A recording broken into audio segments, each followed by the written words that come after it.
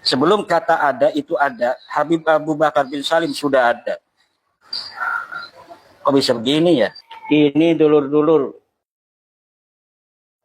luar biasa banyak sekali ini. Semuanya berapa kisah ini? Ada 455. 455. Ajaran khurafat Habib Alawi. Ini enggak masuk akal ini.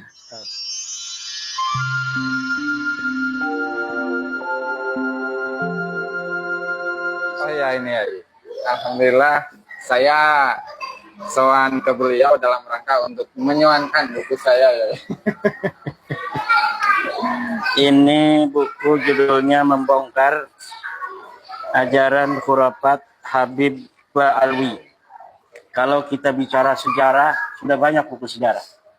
Kalau kita bicara batalnya Nasabalawi, sudah banyak buku yang bicara tentang batalnya Nasabalawi. Sekarang bicara tentang khurafat-khurafat dari kaum Habaib Alwi ini. Kita buka coba para pemirsa. Ajaran Faqih Muqaddam. Wah. Kemudian Imam Al-Ghazali mengaji kepada Habib Abdurrahman As-Segaf. Mengaji apa? Dia petani. Abdurrahman As-Segaf itu petani. Bukan ulama dia. Dia mimpi ngajinya. Oh, dia mimpi ya, kalau mimpi. Wali Muhyiddin Habib Karim lebih unggul dibanding Hujatul Islam Al-Ghazali. Masya Allah. Yang aneh itu, Habaib itu banyak yang khataman Ihya katanya. Tapi nggak dibaca kitabnya. Khataman Bukhari, Sutrajab gitu. Tapi dia nggak ngaji kitab Bukhari. Aneh, itu kenapa itu? Jadi cuman apa tabar aja ya. Jadi dibaca dari awal sampai akhir karena itu adalah tradisi. Awal sampai akhir apa awalnya doang sama akhirnya? Enggak, jadi semacam apa namanya ngaji kitab Bukhari. Jadi misalkan bikin lingkaran gitu. Jadi Kiai baca 2 hadis, nah terus kemudian pindah saya baca 2 hadis juga, terus dan itu dilakukan selama 1 bulan, bulan Rajab ya. Cuman untuk apa namanya ulasan, uraian, syarah segala macam enggak, hanya sekedar enggak kayak Bahar kan ikut kemarin tuh saya lihat. Dia baca enggak itu apa hanya ya hanya khatamannya aja. Aduh, macam-macam amat ya manusia dalam alam dunia ini. Kemudian Habib Abdullah Al-Haddad lebih tinggi makamnya daripada Imam Ghazali dan Syekh Abdul Qadir Al-Jalani dan Abu Yazid Bustami. Insyaallah. Gimana lebih tinggi? Kitabnya aja 1 jilid kitabnya Imam Ghazali mengalahkan seluruh kitab Abdullah Al-Haddad. Sama saya aja banyakan saya karangannya. Abdullah Al-Haddad itu sama saya aja banyakan saya karangannya. Hanya tasawuf saja itu. Gimana lebih tinggi dari Imam Ghazali dan Syekh Abdul Qadir Jalani? Udah sama saya aja. Banyakan mana lembarannya Abdullah Al-Haddad dengan Imaduddin Usman Al-Bantani. Kemudian pertemuan Habib Ahmad bin Hasan Al-Attas dengan Syekh Abdul Qadir Jalani. Beda masa bisa bertemu ini? Ya, mimpi. Mimpi juga. Satu orang alim dari Tarim melebihi 100 ulama dari luar Tarim. Jadi satu orang alim dari Tarim lebih mulia dari 100 ulama dari luar Tarim. Tarimnya apa aneh, Mang? Ini karena Tarim itu kata berarti Gus Ajis ini lebih hebat dari saya 100 kali. Karena ini lulusan Tarim. Saudara-saudara, perlu diketahui ternyata Gus Ajis ini adalah penyusup. Karena ternyata beliau ini lulusan Tarim berapa tahun? Di Tarim 6 tahun setengah. Ya? 6 tahun setengah. Mondok di Habib Dalwa berapa tahun? 4 tahun. 4 tahun. 10 tahun jadi murid Habib. Kemudian dia ngarang ini. Berarti dia penyusup di golongan Tarim ini. 10 tahun nyusupnya ini baru keluar nih. Alhamdulillah. Mantan mukibin ternyata ini ya, bisa 10 tahun. Ya Allah. Kemudian khurafat Habib yang berhubungan dengan syafaat. Khurafat Habib yang berkaitan dengan alam barzah dan akhirat. Banyak khurafatnya ini dalam barzah juga. Kaki Habib Abdurrahman Segaf pernah menginjak tanah surga Firdaus. Allah. Ini Nabi Idris yang begini. Habib Abu Bakar Al-Adni hidupkan seorang wanita sampai hidup lama. Jadi udah mati wanita, hidup lagi oleh Habib Al-Adni. Abu Bakar Al-Adni. Ini luar biasa ini. Ini kalau tidak ada bab nasab, Umar bin Hafid itu sudah banyak itu cerita-cerita palsunya itu.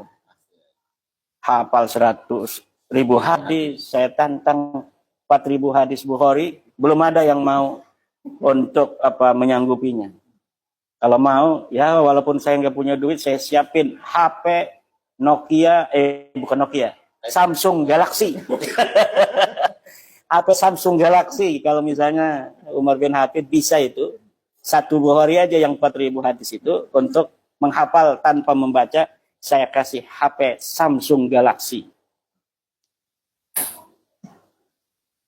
Ada yang 1 juta hadis itu, udah mati tuh, nggak bisa dijajah. 7 juta, 7 juta, ya.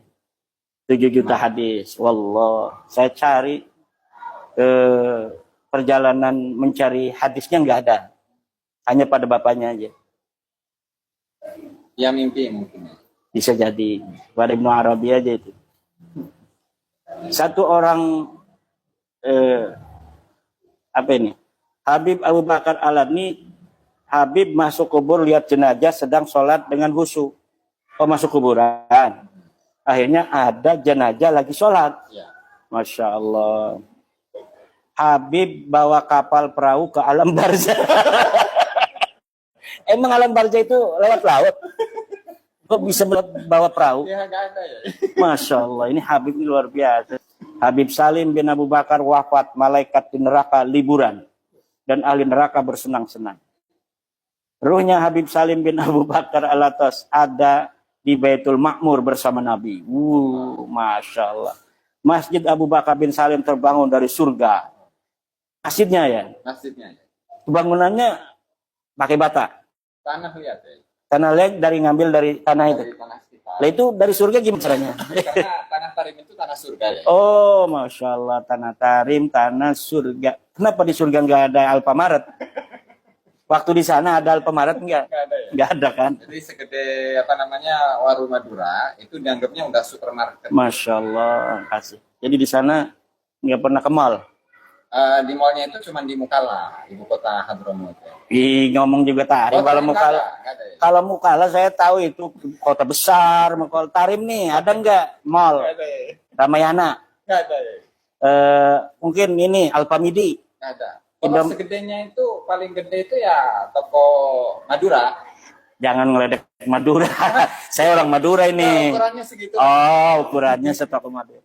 Toko Madura itu 24 jam. Tidak tutup-tutup.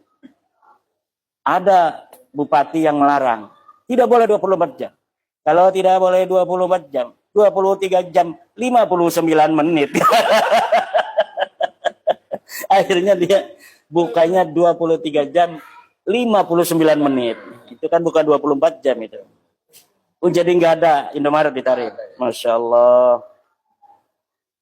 Ini luar biasa. Ini kalau kita nyari yang begini di komik-komik susah. Habib Salim bin Abu Bakar wafat, malaikat liburan di neraka. Sebut Habib ini di mana saja, maka Habib akan datang di depannya secara nyata. Hong wilahong gitu ya. Langsung cuk gitu. Langsung depan. Itu dulu, janganlah ceritanya panjang gitu. Masjid Abu Bakar udah ini, meski sudah wafat, Habib masih menghadiri majelisnya. Jangan kan menghadiri majelisnya, ada yang ikut nyembahyangin orang mati. Saya Abu Bakar bin Salim ngotot jadi imam sholat dan tuding ibu seorang guru ada di neraka. Woy. Anak cucu Habib Syekh Abu Bakar bin Salim dijamin mewarisi kewalian agung sampai kiamat. Ini ada lagi khurafat Habib menghalalkan perkara haram. Amal ibadah Habib dan para muhibin diterima langsung oleh Nabi Muhammad SAW. Jadi para muhibin ini berbahagialah bahwa amal ibadahnya akan diterima langsung oleh Nabi Muhammad, enggak oleh malaikat raqib atid. Berkat melanggar hukum syariat fikih Islam, Syekh Umar Bamahramah jadi wali besar. Gimana ceritanya? Jadi ketika dia ingin menjadi seorang wali, maka dia harus mabuk dulu ya, mabuk dulu, kemudian campur wanita, peluk semacam. Naudzubillah. Udahlah. Aduh, itu bahaya itu. Arak bekas Habib yang mabuk menjadikan budak Habib sebagai ahli tafsir. Hukum syariat Islam tergantung warga Tarim. Waduh. Habib pakai baju emas yang diharamkan agama boleh berarti ya kalau Habib mah. Nabi Muhammad diarak dengan musik dan saweran. Astagfirullahaladzim. Taubat muhibin meski sudah di dalam kubur masih diterima. Na'udzubillah. Innallaha yaqbalu taubatal abdi ma lam yughargir. Hada huwa asy-syari'ah al-islamiyah. Bahwa taubatnya seorang hamba itu diterima Allah sebelum dia itu sakaratul maut. Kalau sudah sakaratul maut, nyawa sudah dari tenggorokan tidak diterima lagi. Itu ajaran Islam. Tapi ajaran Balawi, mereka bisa tobat walau sudah mati di dalam kubur. Dan ini ada di dalam bukunya Gus Aziz Jazuli dan Kiai Ihya, membongkar khurafat Habib Balawi yang tidak punya, nyesel seumur hidup. Kalau saya punya, alhamdulillah gratis. Ini dulur-dulur luar biasa banyak sekali ini. Semuanya berapa kisah ini?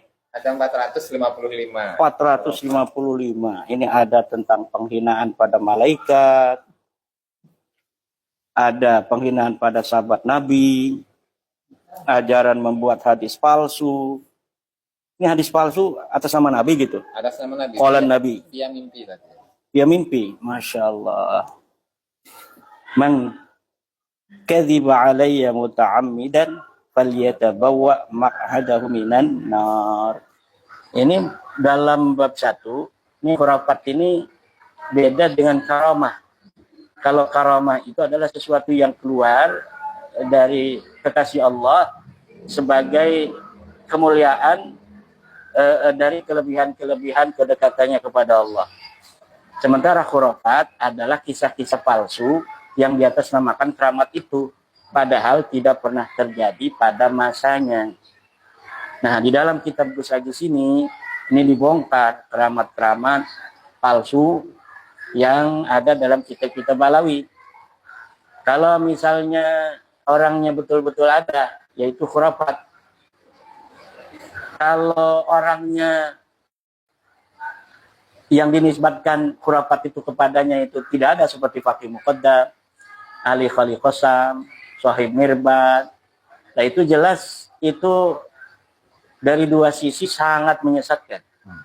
Satu, orangnya saja tidak ada, kemudian orang yang tidak ada ini dibuat kisah-kisah keramatnya, padahal orangnya saja tidak ada. Seperti Fakih Muqaddam bisa Mi'raj, orangnya saja tidak ada, bagaimana kemudian dia bisa Mi'raj. Tapi cerita-cerita semacam itu diproduksi sedemikian rupa sehingga kemudian menjadi dagangan dari kaum Balawi untuk meninggikan klannya, leluhurnya. Saya potong bentar.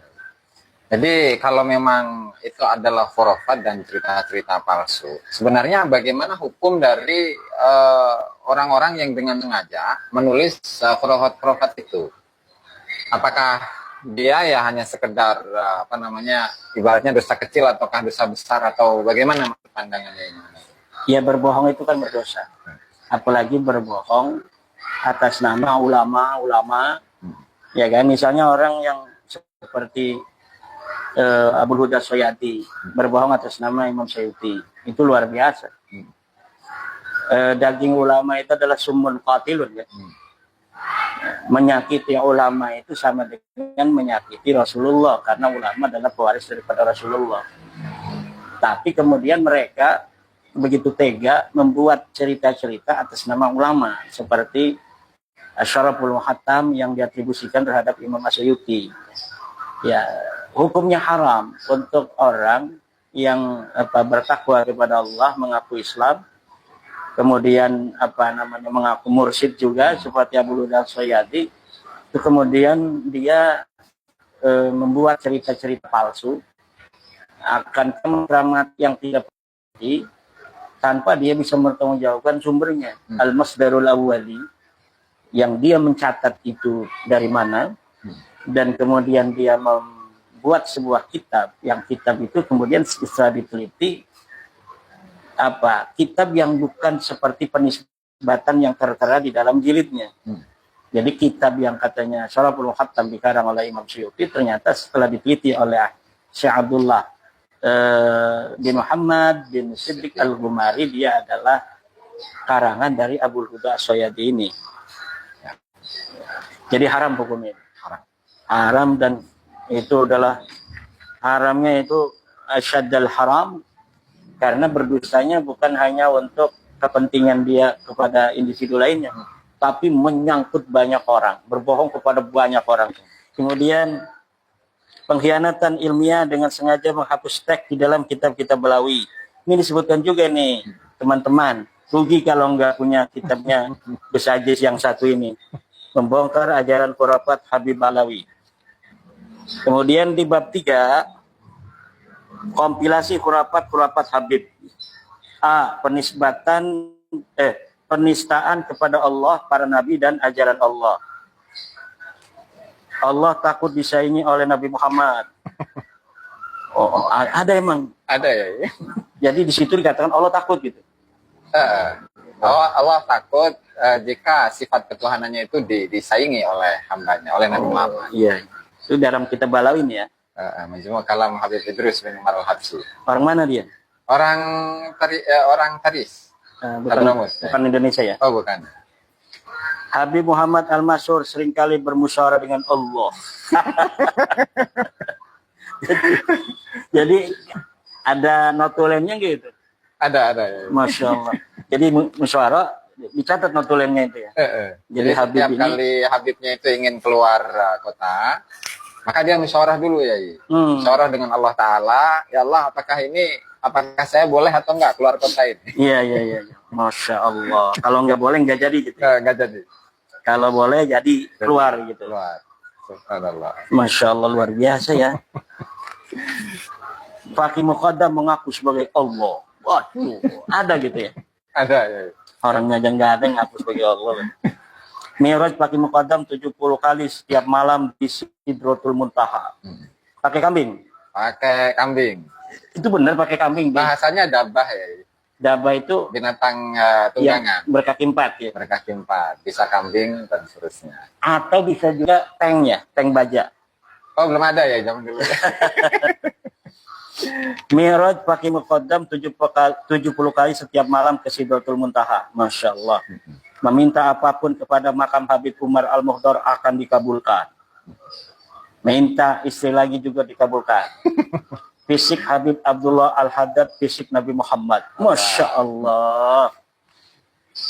Berarti mirip sama Umar bin Hafid ya? Kurang lebih. Ya. Iya, berarti mirip Umar. Katanya kan Umar bin Hafid mirip sama Nabi Muhammad. Masya Allah. Ada yang takut juga ngelihat wajah.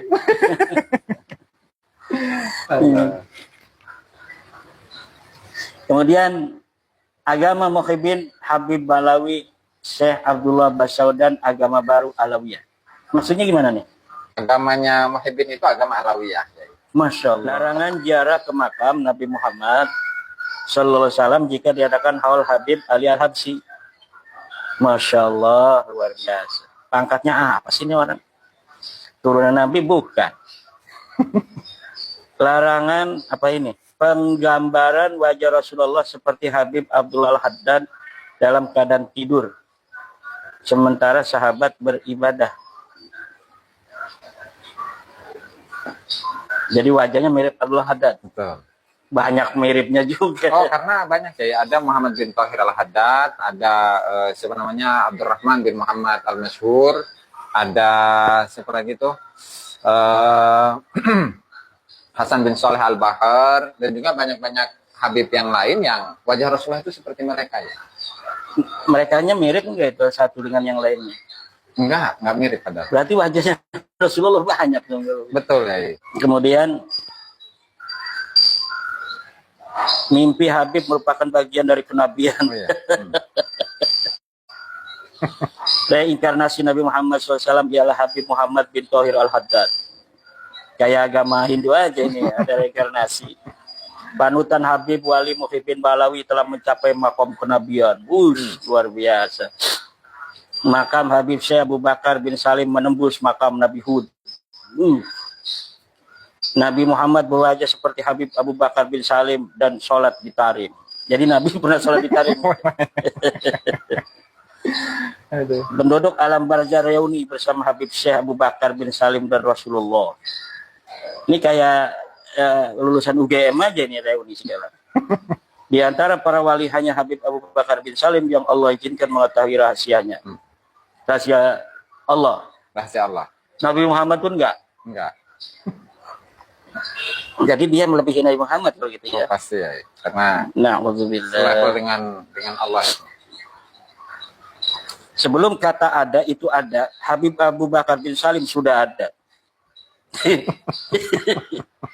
Sebelum kata ada itu ada, Habib Abu Bakar bin Salim sudah ada. Berarti kan Allah ya. Berarti dia adalah sang ada. Sebelum semua ada. Betul. Sedangkan Allah itu ada. Maha ada. Berarti dia ada sebelum Allah. Berarti dia bukan makhluk Allah. Sang pencipta mungkin. Kecuali dia mengaku Allah. Luar biasa ya. Ajaran begini kok ada yang percaya ya.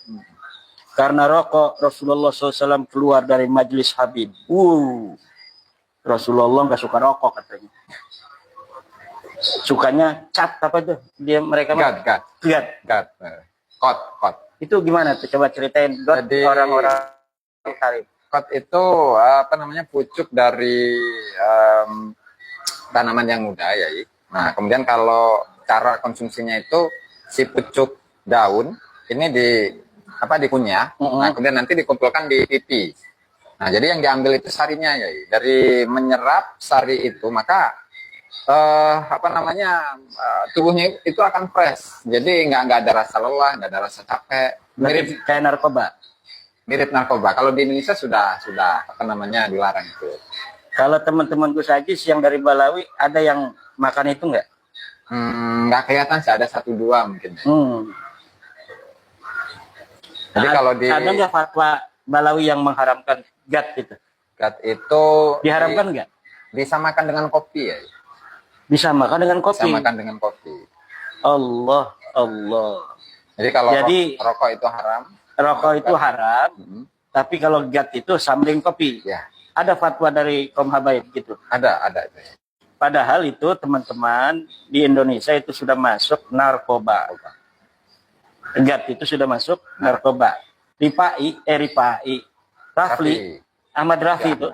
Raffi Ahmad itu pernah kena kasus narkoba gat itu tuh ya.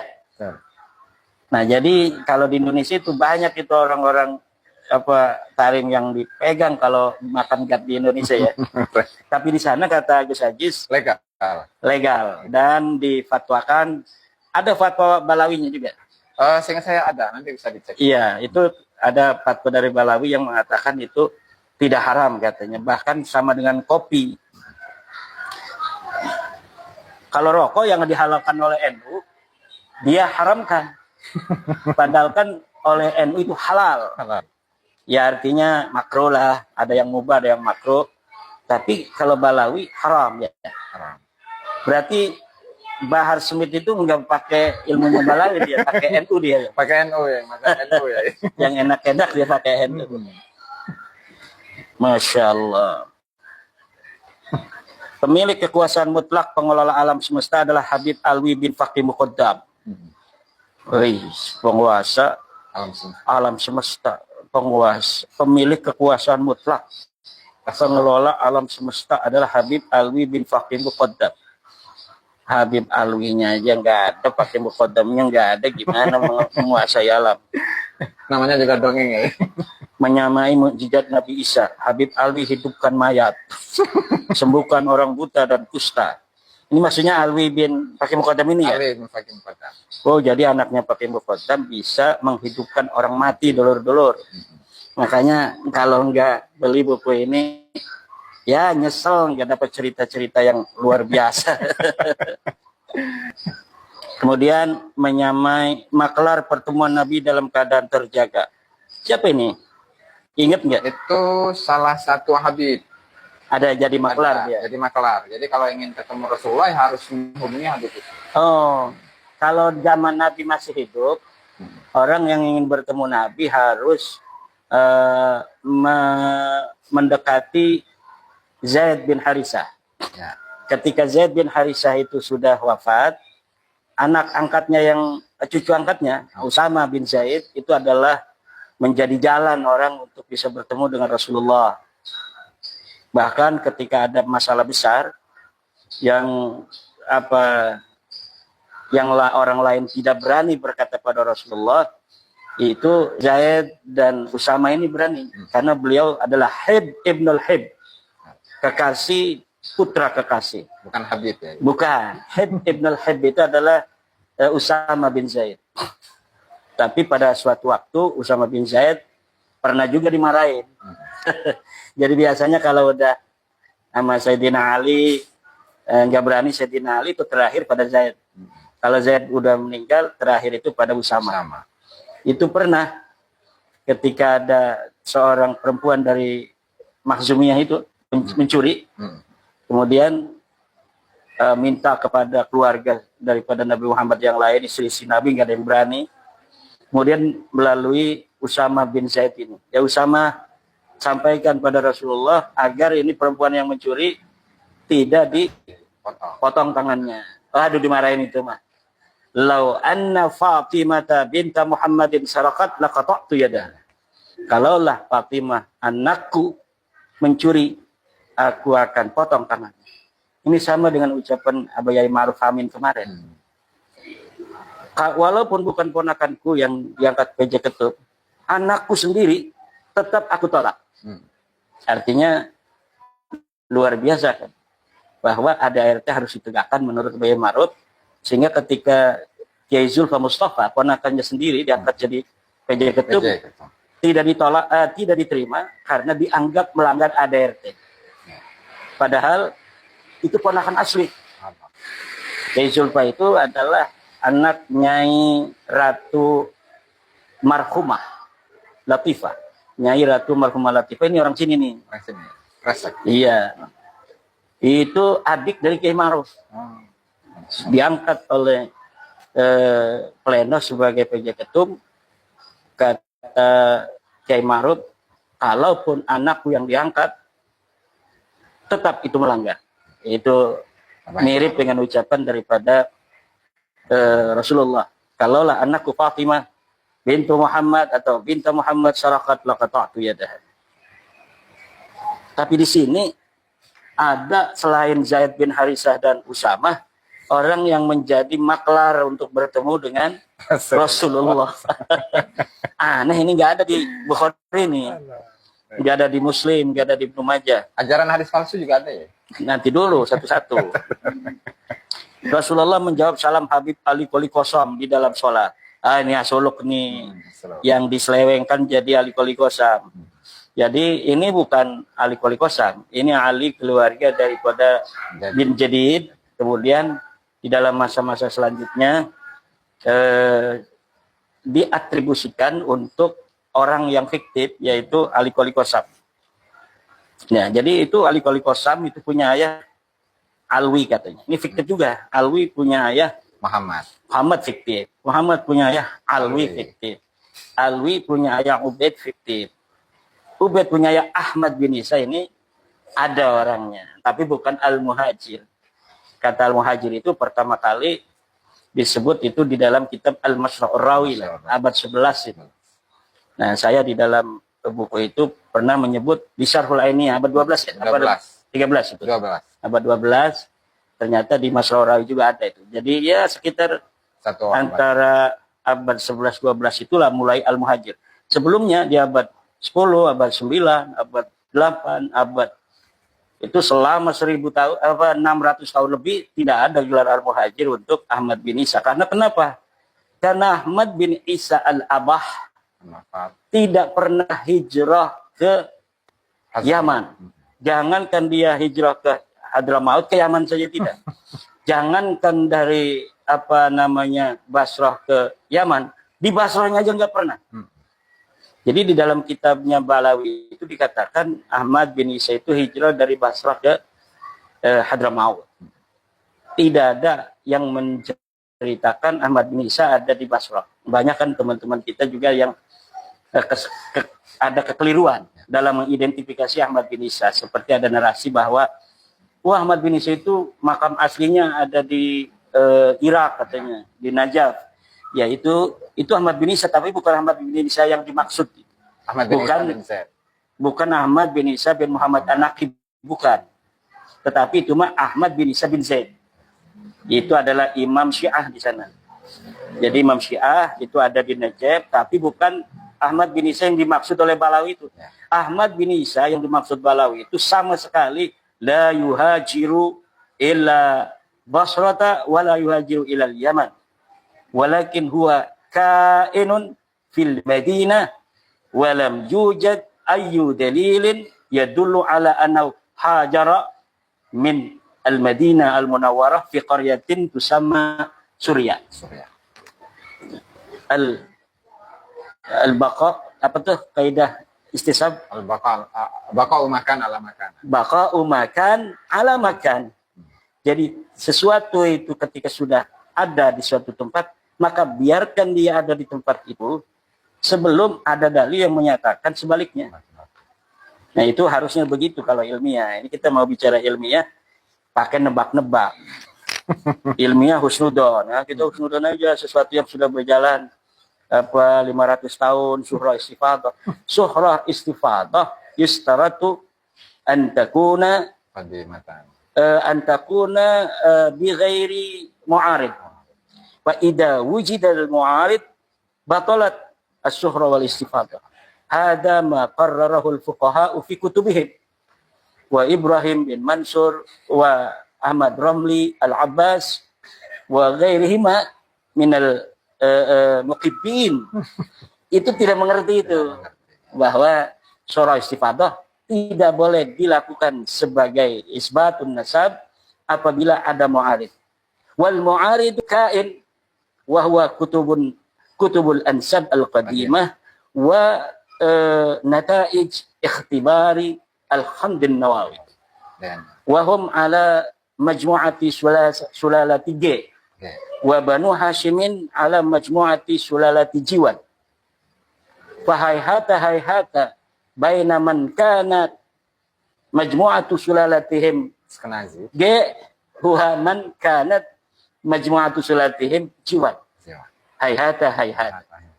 Ada baina as-sama'i wal ard, bainal masyriqi wal maghrib. Dan mereka ketemu nanti leluhur bersamanya itu antara J dan G itu 45.000 tahun yang lalu. Sedangkan Nabi Muhammad itu adanya 1.400 tahun yang lalu. Berarti leluhur mereka itu bukan Nabi Muhammad. Siapa? Ya mungkin Nabi Nuh dan sebagainya. Jadi semua manusia ini dulur-dulur subscriber dari Gus Aziz Jazuli semuanya sedulur. Mangkana jilduhu ahmar, mangkana jilduhu asfar, abyad, aswad, kulluh min Adam wa Adam min turab.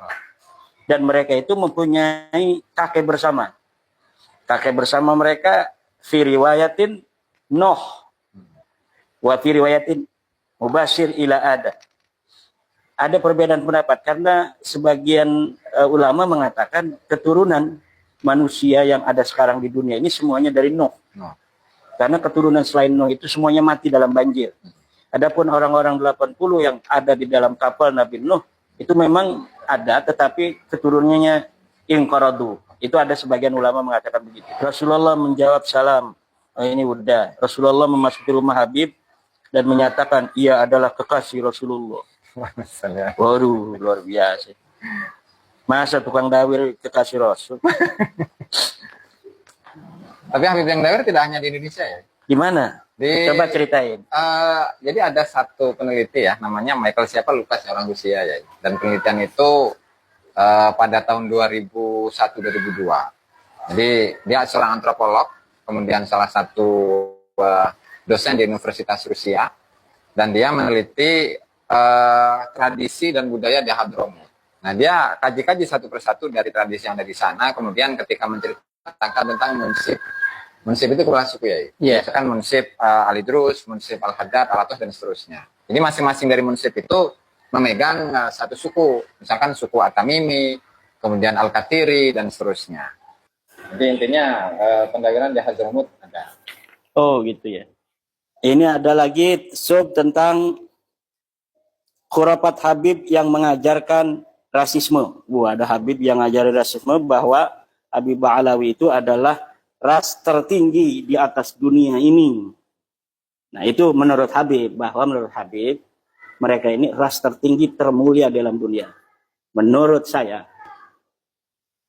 orang yang paling hina di Nusantara ini lebih mulia dari orang yang paling mulia dari golongan Balawi. Ini adalah sebuah kebenaran. Orang yang paling hina dari warga Nusantara adalah orang yang lebih mulia daripada orang termulianya dari Balawi. Semua habaib Balawi tidak akan ada yang mampu mengungguli. Mengungguli apa? Kehaluannya. Khurafat, pengkultusan tempat dan kuburan. Wah ini mah udah biasa nih. Banyak kuburan. Ajaran asusila. Ajaran asusila ada juga. Khurafat untuk mengkultuskan tokoh. Kemudian ada khurafat asusila. Mayat wali tarim yang sudah dikuburkan bangkit dari kubur dan menghamili istrinya. Ini bisa aja nyarinya yang benar nggak nih ada di kitabnya? Ini kalau nggak ada di kitab Balawi ini bisa dilaporin ini. Ada ya? Ada. Ya. Gimana Abdurrahman Ubaidillah Segar? Ini saya udah jadi pengantar aja, kata pengantar. Ini nggak ada nanti. Karena ini aneh-aneh nih. Ada mayat udah mati, tapi dia bisa menghamili istrinya hidup lagi. Syarat jadi wali besar harus melanggar syariat dan mampu bercampur dengan wanita bukan mahram. Na'udzubillah. Wali muhibbin Habib memesan wanita cantik dan berdisko. Ih. Ini aneh-aneh amat sih. Dah. Nanti takut dicontoh sama ini subscribernya Gus Ajis tahu sendiri. Bib-bib semua dipanggilnya. Khurafat ajaran dalam nasab. Nasab Balawi adalah nasab turun yang paling soheh sedunia. Aduh, bahkan nasab yang paling ngacak sedunia itu. Sohehan nasabnya orang-orang kampung itu. Orang kampung punya bin, punya kakek. Soheh nasabnya itu. Kalau Balawi, nasabnya itu ke Nabi Muhammad itu kayak langit dan bumi jauhnya itu. Kayak masyrik dan maghrib. Kemudian ajaran penjajahan mental spiritual. Ajaran dalam sholat. Habib tidak pernah sholat dan bisa membelah diri. Jadi ada Habib yang gak pernah sholat, tapi dia bisa menjadi dua. Gitu. Na'udzubillah. Kayak orang Pekalongan. Permasalahan nikah dan persalinan. Ajaran dalam membuat makam palsu. Jadi kuburan-kuburan palsu para nabi di Hadramaut. Palsu itu ya banyaknya. Palsu. Ada nggak yang asli gitu? Nabi siapa gitu? Oh, masih tanda tanya itu ya semua. Semuanya palsu ya?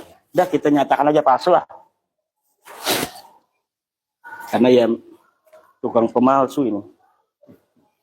Kemudian ajaran dalam haji. Tidak wajib haji karena Habib diperintah pulang oleh sang ayah. Cukup haji di Hadramaut. Habib Abdurrahman Assegaf dilarang Nabi Muhammad. Wih. Jadi Abdurrahman Assegaf dilarang haji oleh Nabi Muhammad. Kenapa itu alasannya? Karena hajinya Abdurrahman Assegaf itu ditarik. Astagfirullahaladzim. Astagfirullah. Ajaran dalam membuat makam palsu, penghinaan kepada Imam Mahdi.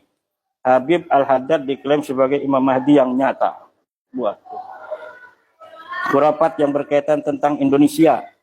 Surabaya pernah akan dihancurkan dan diselamatkan oleh Habib Abu Bakar Assegaf Gresik. Kok nggak ada di sejarah ini? Yang penting begini. Di sejarah 10 November nggak ada, di sejarah perjuangan bangsa waktu SD nggak ada. Kok bisa ada di bukunya Habib itu? Gimana ceritanya, Gus? Karena perjuangan mereka itu ada di alam batin. Ya. Oh, jadi nggak kelihatan orang. Ya. Iya, udah paham kalau gitu. Kemudian penutup daftar pustaka ini diterbitkan oleh Darul Irfan. Sangat luar biasa. merupakan sebuah kitab yang dicetak dengan serius. Ini adalah wahidun fi asrihi wa muhajjirun ay mubtakirun fi naw'ih. Jadi kitab yang baru ada di Indonesia. Kalau dari dunia itu dari kemarin saya lihat Gus Aziz sudah memberikan sebuah kitab Karamah wa Aulia yang dikarang oleh Abdullah Siddiq Al-Ghumari yang membongkar khurafat yang diciptakan oleh Abul Huda As-Sayyadi yang mengaku sebagai keturunan Imam Ahmad Ar-Rifai namun tidak terbukti. Dan kitab manhulnya yaitu Asyaraful Muhattam. Asyaraful Muhattam yang diatribusikan kepada Imam As-Suyuti ternyata adalah kitab palsu yang telah ditulis oleh Abul Huda Rayadi Arifai yang dijadikan dalil oleh Abbas itu ya? Anjir. Garuh Melabas waktu pernah. tentang bahwa kutipan John bin Smith itu ada di dalam kitab As-Sayyadi ini. Betul. Ya, kalau saya nggak salah itu sama aja. Itu berarti betul lah bahwa selama ini masyarakat umat Islam di dunia itu banyak dijejali khurafat-khurafat dari ulama-ulama besar kita yang kita hormati, kita muliakan, seperti Imam Ahmad Ar-Rifai. Beliau adalah orang mulia, tetapi kemudian dikotori kemuliaan beliau dengan adanya al-mudda'i asy-syaraf ini, seperti Abul Huda As-Sayyadi yang mengaku sebagai keturunan daripada Rasulullah Muhammad SAW, walhal anna nasabahu munqati' la yashhaduhu kutubul ansab al-qadimah. Dan ternyata khurafat yang dia bikin terbongkar oleh Abdullah Siddiq Al-Ghumari. Yang mau bukunya silakan di kolom komentar apa? Di deskripsi. Di deskripsi ada ya nanti untuk menghubungi yang mau beli kitab ini. Ini sudah ratusan yang laku dan tadi laporan dari timnya Gus Aziz yang beli itu kan punya alamat itu. Itu yang beli banyaknya dari profesor, dari dosen, dari para peneliti yang banyak sudah membeli buku ini. Jadi kepada PWILS, pada kiai-kiai pesantren kalau nggak punya kehabisan. Aduh nyesel. Ini saya senang sekali dapat hadiah dari Gus Aziz buku Membongkar Ajaran Khurafat Habib Alawi, dan alangkah indahnya kepada para penulis lain dari perspektif lain tentang Balawi ini yang masih banyak yang bagus untuk ditulis, terutama oleh para doktor-doktor di kampus-kampus, oleh para peneliti. Hadramaut sudah diteliti banyak sekali oleh Eng Seng Ho dari Malaysia, oleh LWC Vandenberg. Dari Rusia siapa? Namanya lupa ya, Michael Panjaradan. Michael Rusia aja pokoknya. Kemudian oleh Sergen dan lain sebagainya. Nah, saya kira ini adalah harus menjadi panggilan untuk para akademisi untuk memberikan perspektif lain bagi umat Islam di Indonesia tentang Balawi ini. Kalau saya dari nasab misalnya sudah selesai nasab itu, Balawi bukan cucu Nabi. Ini Gus Aziz dari ajaran khurafatnya dengan Kiai Yahya dan tim. Kemudian mungkin dari perspektif lain, dari misalnya kebudayaan, dari politik, dari okupasi, ini kita mengajak kepada para orang yang mempunyai amanah ilmiah agar memberikan pencerahan kepada bangsa Indonesia, agar bangsa Indonesia hari ini sebagai pewaris dari tanah Nusantara ini akan tetap menjadi raja di tanahnya sendiri ila yaumil qiyamah. Pengklaiman sesuatu yang ada di Indonesia dari sejarahnya, dari kebudayaannya, dari peran-peran pentingnya, ini tidak boleh terjadi dilakukan oleh bangsa lain. Maka oleh karena itu Anda, seorang akademisi, Anda yang mempunyai ilmu dari Allah, tidak digunakan hari ini untuk menjaga bangsa dan negeri Anda serta anak keturunan Anda, yang negeri ini nanti akan menjadi tempat bermain anak-anak Anda dan cucu-cucu Anda dan keturunan Anda ila yaumil qiyamah, maka Anda berdosa kalau Anda tidak menggunakan ilmu Anda ini untuk memberi pencerahan terhadap bangsa Indonesia. Saya kira Gus demikian. Mudah-mudahan kedatangan Gus Ajis di pondok saya ini mendapatkan barokah dari Allah Subhanahu wa taala, dan tentu kedatangan Gus Ajis bagi kami keluarga besar Pondok Pesantren Nahdlatul Ulum membawa keberkahan yang luar biasa bagi kami. Demikian. Assalamualaikum warahmatullahi wabarakatuh. Waalaikumsalam warahmatullahi wabarakatuh. Wallahul muwaffiq ila aqwamit thoriq. Assalamualaikum warahmatullahi wabarakatuh.